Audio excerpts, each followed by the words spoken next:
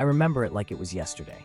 The day I left Romania for Sweden. Big dreams, one suitcase, excitement warred with fear. Could I do this? Sweden always held a certain allure, land of Vikings and forests, home of Volvo and IKEA. But for me, it was a chance for a fresh start, a chance to grow. The flight was long, the landing, a mix of nerves and anticipation. Stepping off the plane, I was hit by a wall of cold, crisp air. I was in Sweden. This was it, my new beginning. Sweden was different, cleaner, more organized. People followed the rules. Everything seemed to work. It was almost unnerving. The first thing that struck me was the language. Swedish sounded both melodic and harsh. I knew a few words, hey and tack, not much else. Food was another adventure. Open sandwiches with things I couldn't pronounce, lingonberry jam with everything. And don't get me started on fermented herring. Despite the initial culture shock, I was determined to adapt, to learn the language, to understand the customs, to make Sweden my home. Learning Swedish was essential, but it was harder than I thought. The grammar was strange, the pronunciation tricky. I enrolled in language classes. Every little bit helped. Everyday tasks became adventures. Ordering food, asking for directions, deciphering product labels at the supermarket. I once bought cleaning vinegar, thinking it was juice. Not my finest moment, but Swedes were patient. They appreciated my efforts. They even helped me with my pronunciation. Slowly, I started to understand and to be understood. Finding an apartment in Sweden was a challenge, especially in Gothenburg. The housing market was competitive. Waiting lists were long. I spent weeks searching online and attending viewings. Finally, I found a small studio apartment. It wasn't much, but it was mine, my own space in this new country. The next challenge was furnishing it. IKEA became my best friend. Flat-pack furniture and Swedish meatballs. It was a rite of passage for every newcomer. Slowly, my apartment started to feel like home. Section 5. The price of paradise. The cost of living in Sweden. Sweden was expensive. That's something no one can prepare you for. The cost of living was high. Food, transportation, housing, everything seemed to cost more. I quickly learned to budget carefully, to shop at discount supermarkets, to take advantage of public transportation, to find free or low-cost entertainment options. But the quality of life was undeniable. Sweden offered free healthcare, excellent education, and a strong social safety net. It was a trade-off I was willing to make. Section 6. Working 9 to 5. Swedish work-life balance. Finding a job was another hurdle. My Romanian qualifications weren't always recognized. I had to start from scratch. Networking, sending out countless applications, taking language courses to improve my Swedish. Eventually, I landed a job in my field. The work culture was different. Swedes valued work-life balance. Overtime was frowned upon. Taking breaks was encouraged. Fika, the Swedish coffee break, was sacred. Section 7. Fika. Anyone? Navigating Swedish social customs. Swedish social customs took some getting used to. Swedes were reserved. They valued personal space.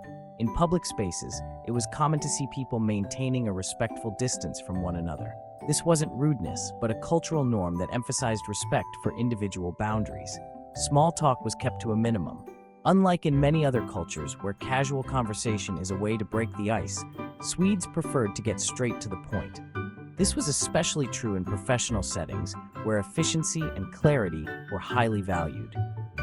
Direct eye contact was important. It was a sign of honesty and engagement. In meetings and conversations, maintaining eye contact showed that you were paying attention and that you respected the person you were speaking with. I learned to embrace the silence. Silence in Sweden wasn't awkward. It was comfortable. It was a time to reflect, to think, and to simply be present. Whether sitting in a park or riding public transport, the quiet moments were a cherished part of daily life. To appreciate the subtle ways Swedes showed they cared. A gentle nod, a brief smile, or a small gesture could speak volumes. These understated expressions of kindness and consideration were woven into the fabric of Swedish social interactions.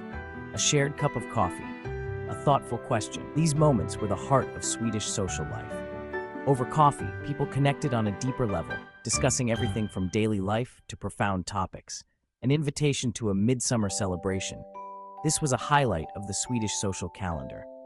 Midsummer was a time of joy, community, and tradition. Dancing around the maypole, singing songs, and enjoying traditional foods brought people together in a unique and festive way. Fika, the Swedish coffee break, became my favorite ritual. It was more than just a break, it was a cultural institution. Fika was a time to pause, to relax, and to connect with others. It was a moment to step away from the busyness of life and enjoy the simple pleasure of good company and good coffee, a chance to connect with colleagues, to share stories. Fika was an opportunity to build relationships and foster a sense of community.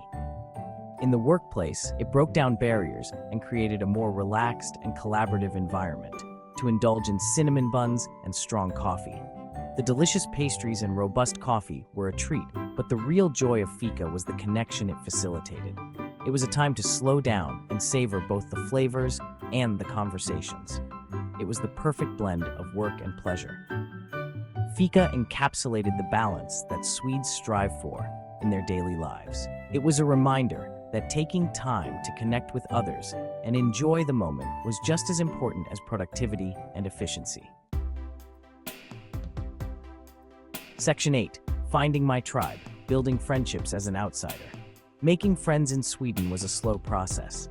At first, I felt like an outsider, standing on the fringes of social gatherings, unsure of how to break the ice. The Swedes seemed reserved, their social circles tightly knit, and it was challenging to find a way in. Swedes cherished their close-knit circles.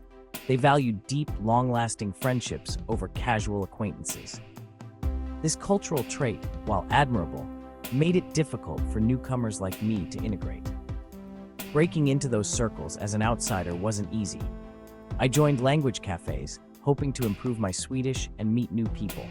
I volunteered at local organizations, offering my time and skills to contribute to the community. I even took Swedish cooking classes, learning to make traditional dishes and sharing meals with others. Slowly, I started to meet people.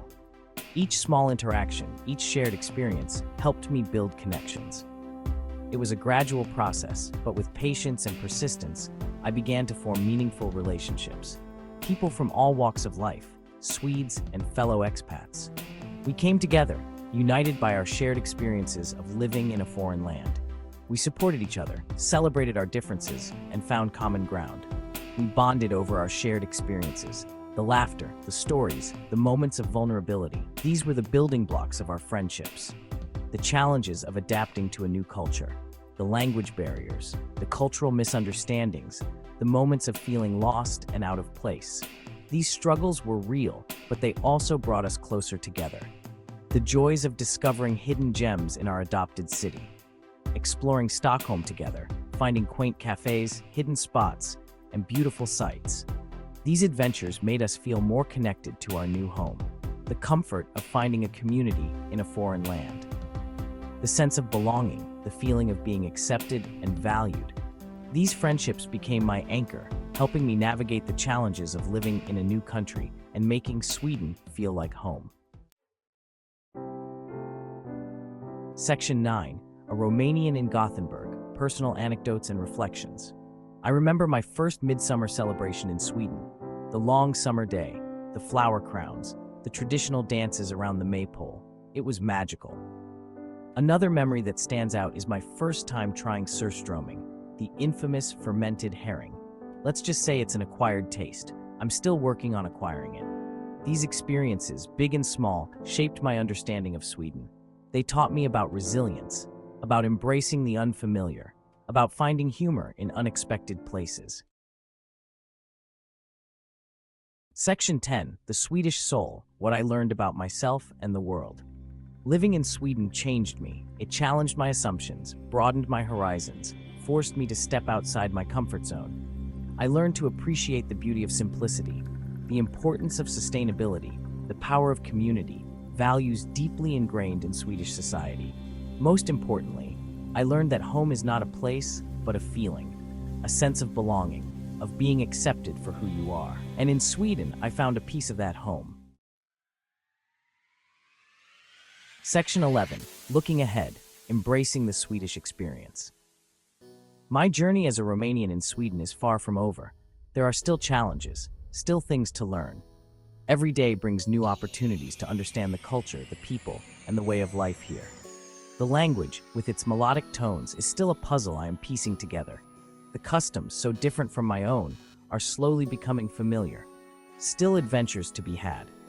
The vast landscapes of Sweden, from the dense forests to the majestic mountains, call out to me. Each hike, each exploration, is a new chapter in my story. The thrill of discovering hidden trails, the serenity of the untouched wilderness, and the joy of conquering new peaks are experiences that I cherish deeply. But one thing is certain: the confidence I have gained, the determination that has been forged through every challenge, is unwavering. The journey has not been easy, but it has been profoundly rewarding. Sweden has left an indelible mark on my soul. The beauty of its landscapes, the warmth of its people, and the richness of its culture have all contributed to this transformation. Every sunset over the lakes, every snowfall that blankets the cities, and every moment of quiet reflection in nature has deepened my connection to this land. It has taught me the true meaning of resilience, adaptability, and the beauty of embracing the unfamiliar. The challenges I faced, from the biting cold of the winters to the nuances of social interactions, have all been lessons in growth. I have learned to adapt, to find joy in the small victories, and to appreciate the journey as much as the destination. As I look ahead, I do so with a heart full of gratitude for this incredible experience. The friendships I have formed, the memories I have made, and the lessons I have learned are treasures that I will carry with me forever.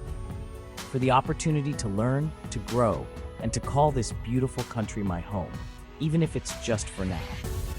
The sense of belonging, the feeling of being part of something greater, and the joy of living in such a vibrant and dynamic place are experiences that I will always hold dear. Sweden, with its unique charm and endless possibilities, has truly become a part of who I am.